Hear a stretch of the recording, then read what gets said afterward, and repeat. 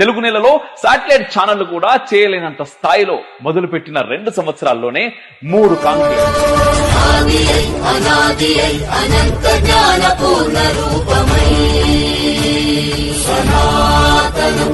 అతిరథ మహారథుల సమక్షంలో కేవలం ప్రశ్నలతో ఆగిపోలేదు. ప్రతి ప్రశ్నకి సమాధానమయ్యాం. హిరణ్యకశిపుడు పుడితే ప్రహ్లాదుల్లా సనాతన ధర్మం వస్తుంది, రావణాసురుడు వస్తే విభీషణుల్లా సనాతన ధర్మం వస్తుంది, లేదు ఇంకేదైనా ఆపదలు వచ్చాయనుకోండి కృష్ణ పరమాత్మలా సనాతనం వస్తుంది. ఈ రోజు అమోఘ దేశపతి లాగా సనాతన ధర్మం వేదికెక్కింది. Youth parliament జరిపాం. దేశాన్ని ఏదో చూడాలనుకుంటున్నాం, స్టిల్ నేను దళితుణ్ణి, నేను వెనుకబడ్డా అనే మాటలు ఇంకా ఇంకా ఇంకా మన నోట్ నుంచి వస్తున్నాయంటే. గ్రామాల్లో ట్రైబల్ ఏరియాస్ లో తిరిగాం. వేల మందిని ప్రత్యక్షంగా కలిసాం.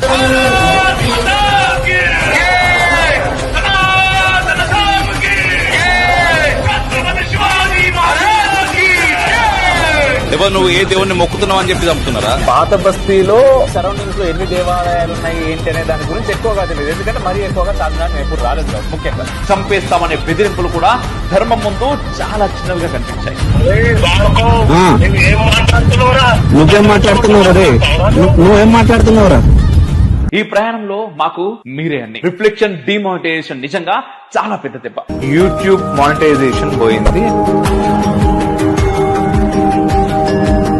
ఇతనికి డిమానిటైజేషన్ వచ్చింది. మీరిచ్చే ప్రతి రూపాయి విలువైంది, నాకు కావాలి, నేను ఖర్చు పెడతాను, ధర్మం కోసం కావాలి, ఇవ్వండి ఇవ్వండి అని అంటుంటే ఇన్ని పడుతున్నా ఏదో ఒక ఉత్సాహము ఉద్రేకం కోసం వచ్చి పనిచేస్తున్నారే, వాళ్ళని అందరం కాపాడుకోవాలి. నిజానికి మెయింటెనెన్స్ కూడా ఇబ్బంది పడుతున్నాడు ఈ అబ్బాయి. డే టు డే మెయింటెనెన్స్ పైకి చెప్పుకోడు, అభిమానం ఉన్నవాడు ఎవడు చెప్పుకోడు. ఇక ఇంకేం చేస్తాడు, డబ్బులు లేవు అప్పటికే దాని అగచాట్లు పడి నడుపుతున్నాడు. ఇక మరి దొరకడానుకున్నా ఉన్నట్టుండి చూడ ఇంత మంచి కార్యక్రమం చేస్తున్నాడు.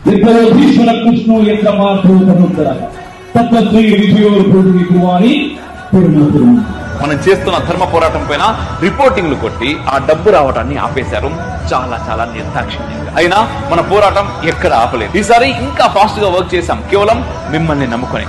రిఫ్లెక్షన్ ఏదో యూట్యూబ్ ఛానల్ పెట్టి డబ్బులు దాచుకోవడానికి రాలేదు. ఈ రోజు నుండి మన ఛానల్ పేరు మార్చబోతున్నాం, రిఫ్లెక్షన్ భారత్. ప్రతి వీడియో వెనుక ఒక సందేశం, ప్రతి పదం వెనుక ధర్మం, ప్రతి శబ్దం వెనుక దేశం. రిఫ్లెక్షన్ అనేది ఒక ప్రతిబింబం మాత్రమే కాదు, మీ మనస్సులో ఉన్న బాధకి, ప్రశ్నకి, శ్రద్ధకి, శక్తికి, దేశభక్తికి ప్రతిబింబం ఇది. ఆ తల్లి చూపిన దారిలో నడుస్తున్నాం. ఆ తల్లి ఖచ్చితంగా ఖచ్చితంగా ఖచ్చితంగా చాలా గట్టిగా కొట్టేలా తీసుకుపోతుందనే నమ్మకం నాకున్నది, దాని సందేహం లేదు. జై హింద్, మేరా భారత్ మహాన్.